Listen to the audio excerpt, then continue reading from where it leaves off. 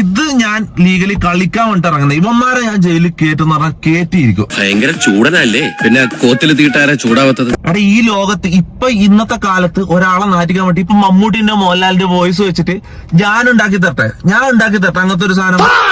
ഒരു ഫാബ്രിക്കേറ്റഡ് സ്റ്റോറീസിനും ഒരു AI voice ഇമിറ്റേറ്റിങ്ങിനും brilliant എഡിറ്റിങ്ങിനും ഒന്നും എന്നെയോ എന്റെ കരിയറിനെ നശിപ്പിക്കാൻ കഴിയില്ല. എന്തെല്ലാം പറഞ്ഞ് നമ്മൾ ടൈപ്പ് ചെയ്ത് കൊടുത്തു കഴിഞ്ഞാൽ ഉണ്ടാക്കി തരോടാ AI വെച്ച് ആ വോയിസും കൊടുത്തു കഴിഞ്ഞാൽ നീ എനിക്കൊരു ആരെ വെച്ചാണെങ്കിൽ വോയിസുകൾ ഉണ്ടാക്കാം. നിങ്ങളൊക്കെ കാരണം എന്റെ മാനമാണ് പോയത്.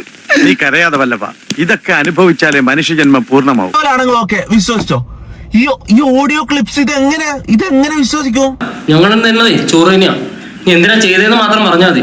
ഇതെങ്ങനെ നിങ്ങൾ വിശ്വസിക്കുന്നത്? ഇത് കുറെ ആൾക്കാരെ വിശ്വസിച്ചിട്ട് ഞാനത് ചെയ്തെന്ന് പറഞ്ഞ് നിക്കാം. ഞാനതല്ലാന്ന് എനിക്ക് തെളിയിക്കണം. സത്യം മനസ്സിലാക്കിയ സ്ഥിതിക്ക് ഇനി എങ്ങനെ തെളിയിക്കും? ഞാൻ പറയാ എല്ലാം ഞാൻ തെളിയിക്കും.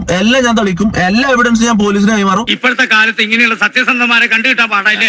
അത് പിന്നെ നമ്മുടെ ജോലി തന്നെ സാറേ, നമ്മുടെ പിള്ളേർ തന്നാണ്, അത്രേ ഉള്ളൂ. അത് പിള്ളേർക്ക് അറിയാം. അവന്മാരെ കയ്യിലുള്ള പോലീസിന് കൈമാറണം. ഫോറൻസിക്കില് ടെക്നിക്കലായിട്ടും എല്ലാണ്ടും മൊത്തത്തിൽ ഇതിന്റെ അന്വേഷണം നടത്തണം. നീ മാത്രമല്ല, നാട്ടുകാരെല്ലാരും അന്വേഷിക്കുന്നുണ്ട്. അലിഗേഷൻ എന്ന് പറഞ്ഞാൽ തെളിവില്ലാണ്ട് ഒരു അലിഗേഷൻ ഇതാക്കുമ്പോ, ഞാൻ പോക്സോ കേസ് പ്രതിയാന്ന് പറയുമല്ലോ, പോക്സോ കേസ് ചെയ്തിട്ടുണ്ടെന്ന് പറയുമ്പോ അതിന്റെ എന്തെങ്കിലും കേരളത്തിലെ ലോകത്തെ ഏതെങ്കിലും ഒരു പെണ്ണ് എനിക്കെതിരെ പറയണം. ഓക്കെ, ഒരാളെങ്കിലും എനിക്കെതിരെ പറഞ്ഞെങ്കിൽ ഓക്കെ. ഞാൻ കേരളത്തിലെ ഗവൺമെന്റിനോടും പോലീസിനോടാണ് ഞാൻ പറയുന്നത്, എല്ലാത്തിനെയും പിടിക്കണം.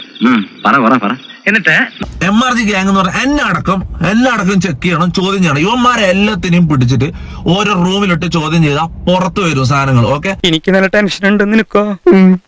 എല്ലാരും ടെസ്റ്റ് ചെയ്യണം. ഇതിന്റെ അന്വേഷണത്തിന്റെ എല്ലാ രീതിയിലും കോപ്പറേറ്റ് സഹകരിക്കാൻ ഞാൻ റെഡിയാണ്. ഓക്കെ, വിശ്വാസമാവണില്ലേ? നിങ്ങൾ ആദ്യം ചെയ്ത് കാണിക്കുക, എന്നിട്ട് നമ്മൾ വിശ്വസിക്കാം. പറഞ്ഞിട്ട് എന്നെ കുറിച്ച് ഒരു പെണ്ണേഴ്സ് ഇത്രയും കാലമായിട്ട് ഒരു പെണ്ണേഴ്സ് വന്നാ നീ കൂടുതൽ വിശദീകരിച്ച് നാറാൻ നിൽക്കണ്ട. ജയിലിൽ കയറേണ്ട സംഭവമാണ്. അപ്പൊ അങ്ങനെ തന്നെ ഞാൻ മൂവ് ചെയ്യാൻ പോയെന്ന്. ഓക്കെ, എങ്ങനെ ഉണ്ടായിരുന്നു എന്റെ പെർഫോമൻസ്? അയ്യോ മനോഹരമായിരുന്നു. പക്ഷെ മാഷെ കരടിയെ പേടിച്ച് പുലിമല ചെന്ന് കയറിയ പോലെ ആവരുത്.